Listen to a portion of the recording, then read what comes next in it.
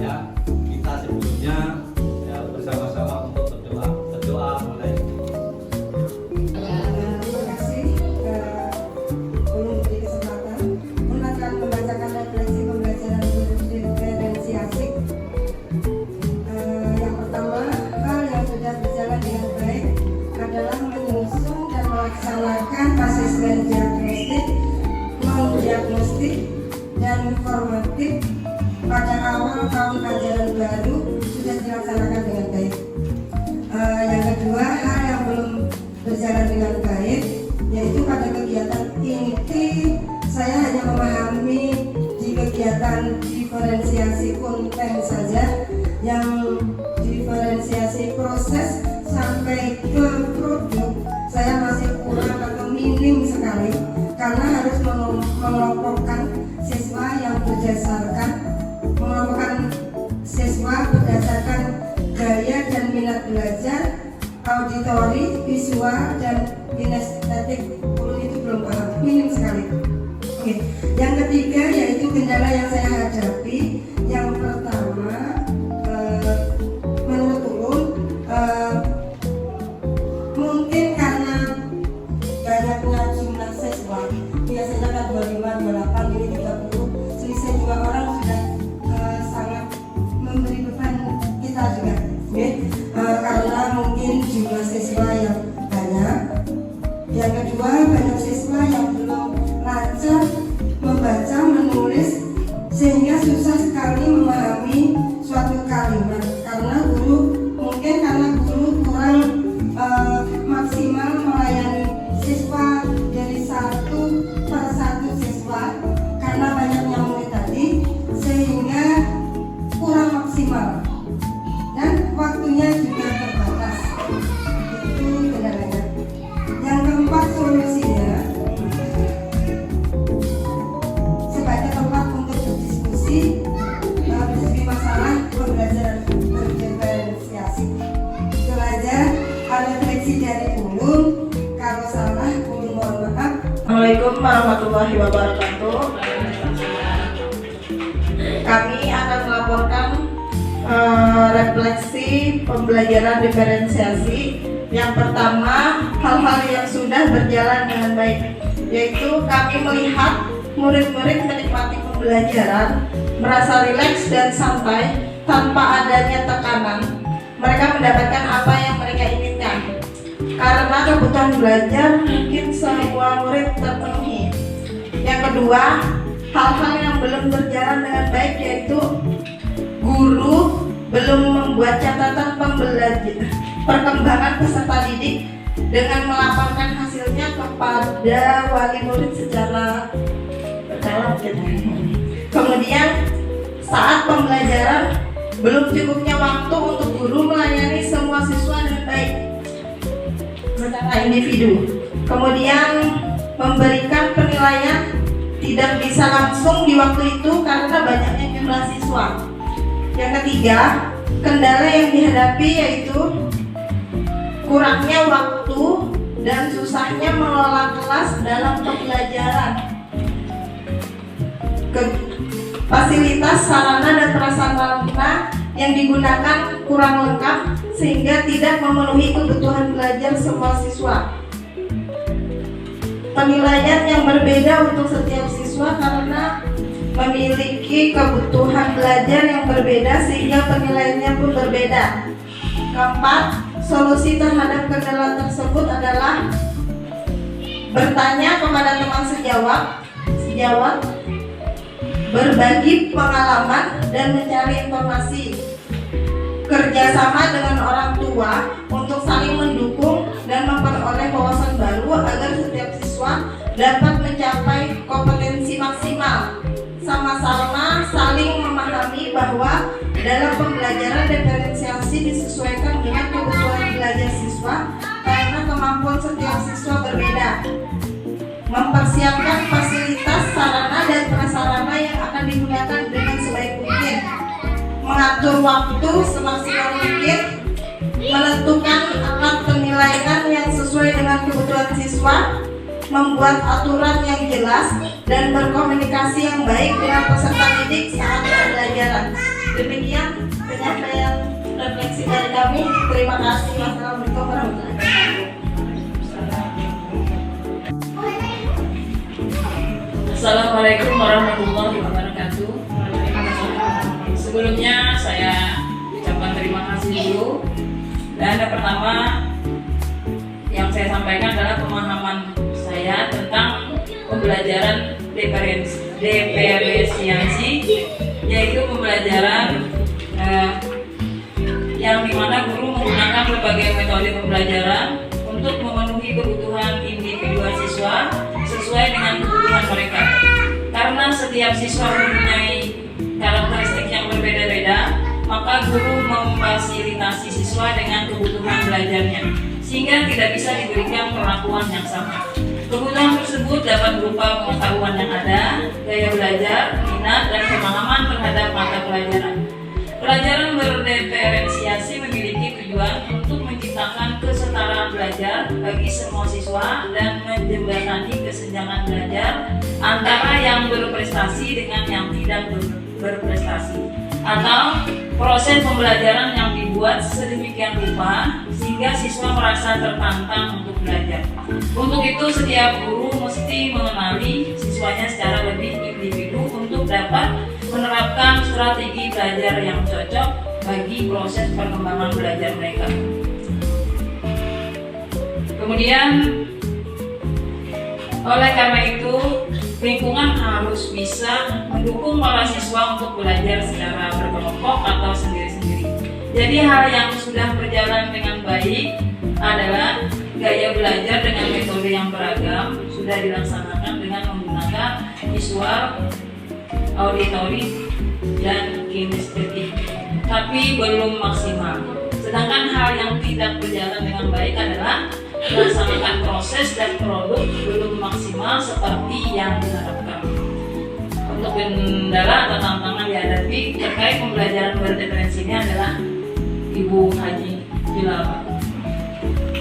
Kampung ya. Nah, baik, untuk kendala yang kami alami, kami hadapi secara langsung di kelas kami diantaranya adalah yang pertama, pada penyusunan kebutuhan belajar siswa masih rendah. Karena setiap siswa memang memiliki gaya belajar dan tingkat pemahaman dan minat yang berbeda. Terus yang kedua, sumber daya yang terbatas, di mana diantaranya adalah waktu ya. Waktu yang sangat minim mungkin karena untuk memfasilitasi pembelajaran berdiferensiasi, guru maupun sekolah harus memiliki akses keberagaman sumber daya dan bahan ajar yang menyediakan berbagai macam sumber ajar.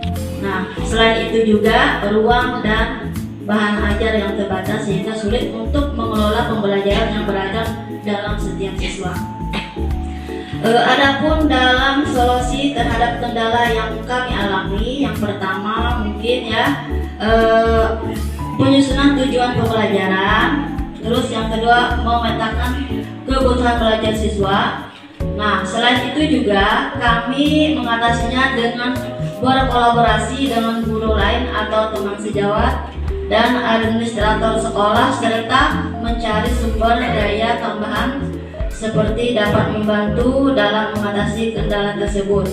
Nah, sehingga pembelajaran menjadi lebih efektif dan juga salah satunya juga kami belajar mandiri melalui PNM. Nah, itu saja solusi yang kami paparkan, yang kami jalankan selama ini. Mohon misalnya ada kekurangan bisa ditambahkan lagi. Akhirnya kami akhiri dengan Assalamualaikum warahmatullahi wabarakatuh. Pembelajaran berdiferensiasi yang sudah saya lakukan di kelas 4. Untuk hal yang sudah berjalan dengan baik, mungkin awalnya sebelum melaksanakan pembelajaran berdiferensiasi ini ada rasa khawatir, takut, pesimis, sama kurang percaya diri ya waktu dulu.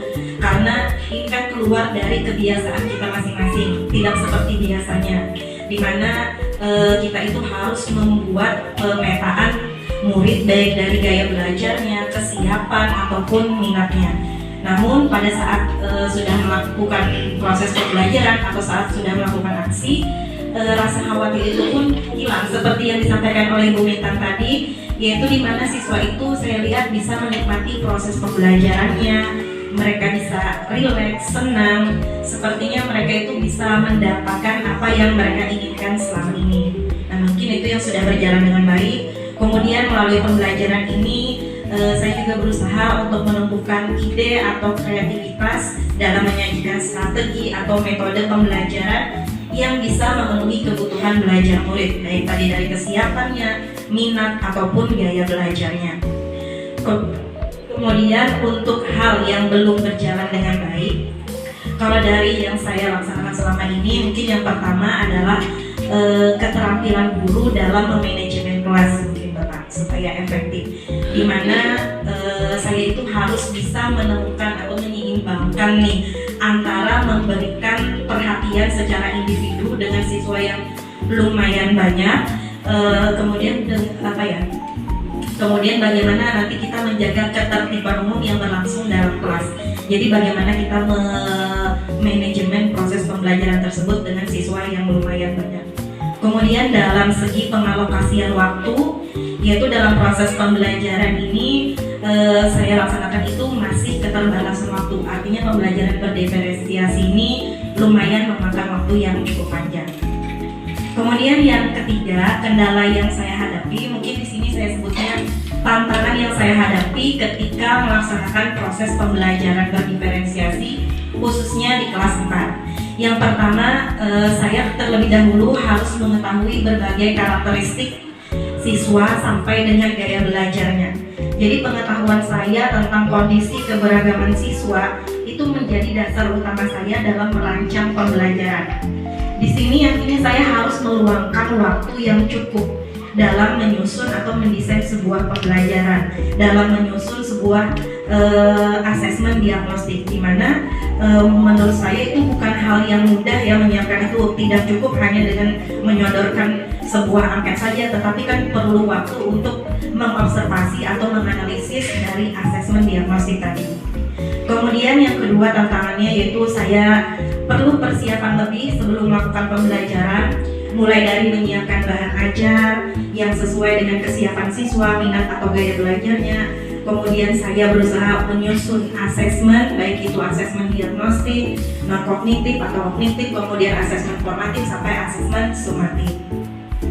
Yang ketiga yaitu tantangannya saya harus bisa untuk menguasai dan terampil dalam menyajikan beberapa metode pembelajaran, menyiapkan media yang bervariasi, kemudian menyiapkan sumber-sumber pembelajaran yang bisa mengakomodasi kebutuhan peserta didik dalam belajar. Kemudian tantangan yang terakhir adalah mungkin tadi dalam manajemen kelas yang efektif. Jadi saya tadi harus bisa menyeimbangkan antara memberikan perhatian secara individual maupun mengelola kelas secara umum. Nah, untuk solusi dari tantangan yang saya hadapi tadi ada beberapa agar pembelajaran berdiferensiasi ini dapat berjalan dengan yang baik. Yang pertama tentunya saya menentukan terlebih dahulu apa sih tujuan pembelajaran yang akan saya laksanakan, apa tujuan pembelajaran yang akan saya capai. Kemudian yang kedua, memetakan kebutuhan belajar murid, baik itu dari kesiapan, minat ataupun profil. Jadi di sini kita harus memiliki pemahaman yang mendalam tentang kebutuhan belajar peserta didik. Kemudian yang berikutnya adalah saya berusaha untuk mendesain pembelajaran berdasarkan dari analisis asesmen diagnostik yang kita lakukan di awal pembelajaran, sehingga nanti kita bisa menentukan strategi pembelajaran yang kita lakukan, apakah berdiferensiasi berupa konten, proses ataupun produk. Kemudian tentunya dengan komunitas belajar yang ada di sekolah, saya berusaha untuk bisa berkolaborasi dengan guru-guru di sini, terutama guru-guru sesama pengajar di kelas 4, untuk mendesain sebuah pembelajaran, kemudian mencari berbagai sumber ajar dan menentukan media yang sesuai dengan kebutuhan peserta didik kita. Dan yang terakhir nih Bapak Ibu, mungkin yang penting setiap kita melaksanakan pembelajaran, mungkin ada baiknya kita selalu mengevaluasi dan merefleksi pembelajaran kita, sehingga kita tahu nih bagaimana pembelajaran yang kita lakukan, apakah sudah berhasil, terus bagaimana umpan balik dari siswa, apa saja kelemahan dan kekurangan dari pembelajaran yang sudah kita lakukan. Nah, mungkin itu saja beberapa refleksi tentang pembelajaran berdiferensiasi yang sudah saya laksanakan. Seyogianya kita sebagai guru bisa memahami bahwa setiap peserta didik itu unik, peserta didik itu beragam, jadi bagaimana kita bisa memfasilitasi kebutuhan peserta didik kita sesuai dengan kesiapan, minat, dan bakatnya. Mungkin demikian dari saya. Wassalamualaikum warahmatullahi wabarakatuh. Terima kasih atas kesempatan yang diberikan. Di sini saya akan menyampaikan hal yang sudah berjalan dengan baik pada saat pembelajaran diferensiasi, yaitu kita bisa membedakan karakteristik siswa melalui asesmen diagnostis. Melalui asesmen diagnostis tersebut kita dapat memperoleh pengetahuan bahwa setiap anak itu memiliki pengetahuan bahwa setiap anak memiliki kebutuhan belajar berbeda. Kebutuhan belajar tersebut berdasarkan gaya belajar. Di sini sebagai guru kita berusaha memahami dan mengajar siswa berdasarkan perbedaan gaya belajar tersebut. Kemudian yang kedua, hal yang belum berjalan dengan baik yaitu ketika mempraktekkan dalam pembelajaran diferensiasi ini, ternyata ada beberapa siswa yang memiliki minat gaya belajar yang lain. Contohnya ketika mengelompokkan siswa pada kelompok visual dengan tugas kelompok visual, ternyata ada anak yang ingin mengerjakan tugas pada kelompok kinestetik. Jadi gaya belajarnya itu ada dua macam. Kemudian yang ketiga, kendala yang dihadapi, yang pertama, cara mengidentifikasi dan memahami cara belajar siswa. Kedua, media yang digunakan itu terbatas. Yang ketiga, memerlukan waktu yang lebih banyak.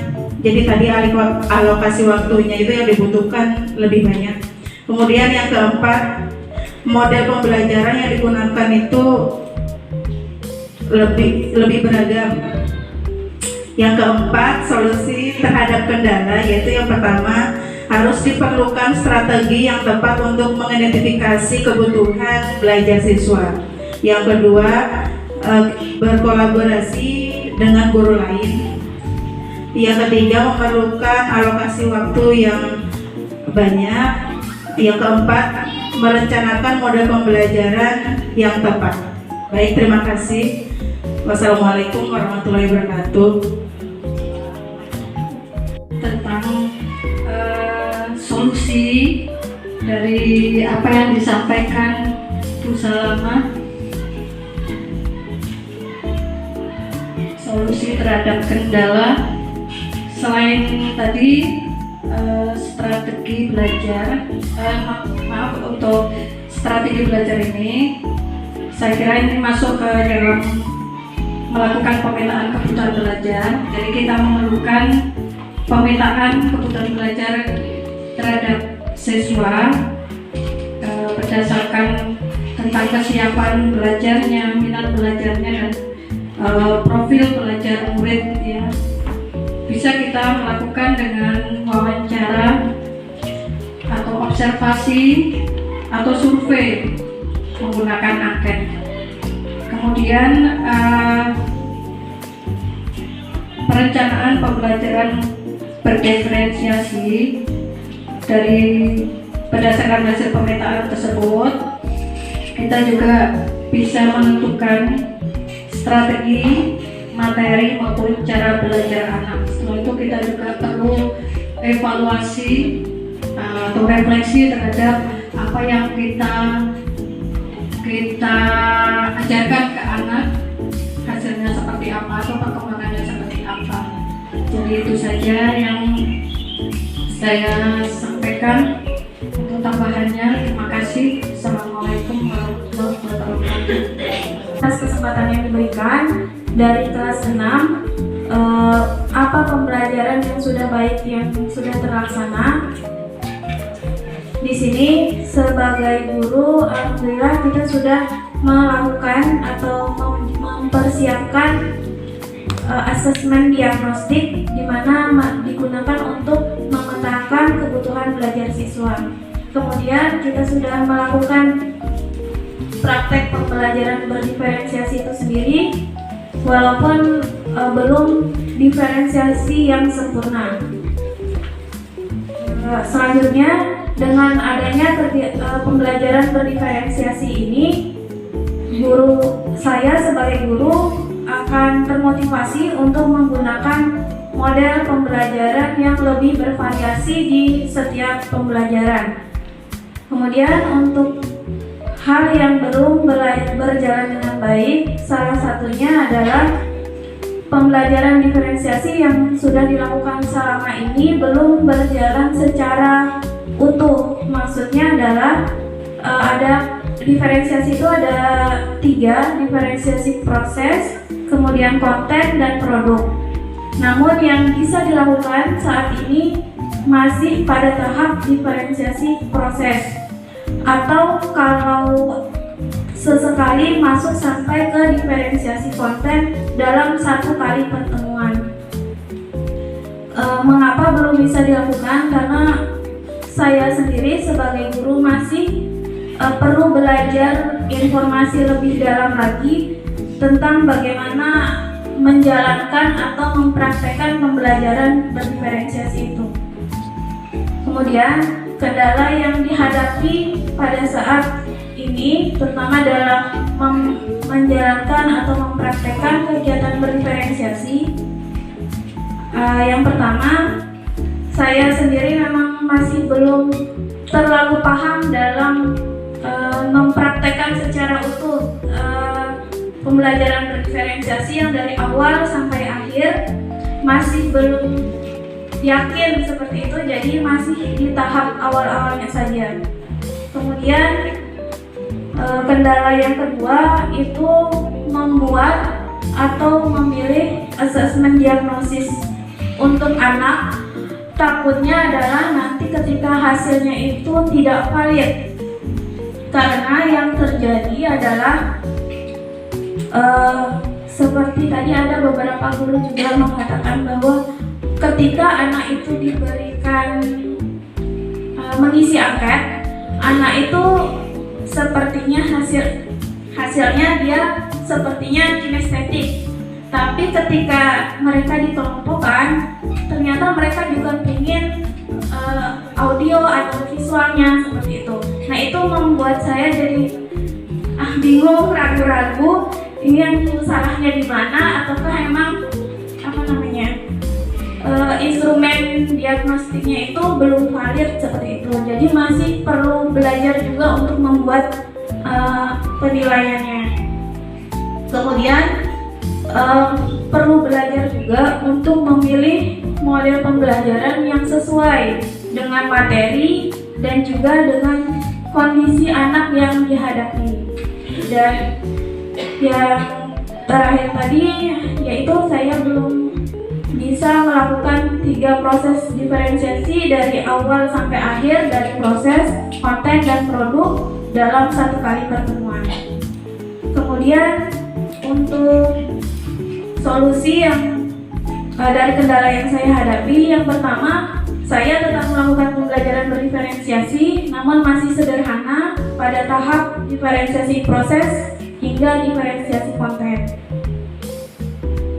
Kemudian yang kedua, ketika saya masih bingung dengan pembelajaran berdiferensiasi, saya juga berbagi, mencari tahu, bertanya-tanya dengan rekan sejawat, biasanya di dalam komunitas belajar. Kemudian saya juga mencari referensi dari berbagai sumber, misalnya melihat YouTube atau misalnya kita belajar dari PMM juga ada, walaupun itu memang masih belum membuat saya paham benar tentang diferensiasi. Dan yang terakhir, diferensiasi ini yang paling penting adalah kita sebagai guru harus sering melakukan refleksi hasil pembelajaran kita di akhir kegiatan pembelajaran. Namun karena memang belum bisa setiap saat, biasanya di akhir materi baru saya melakukan refleksi bersama siswa. Mungkin dari saya itu cukup ini. Mudah-mudahan kalau ada kurangnya mohon dikoreksikan. Wassalamualaikum warahmatullahi wabarakatuh.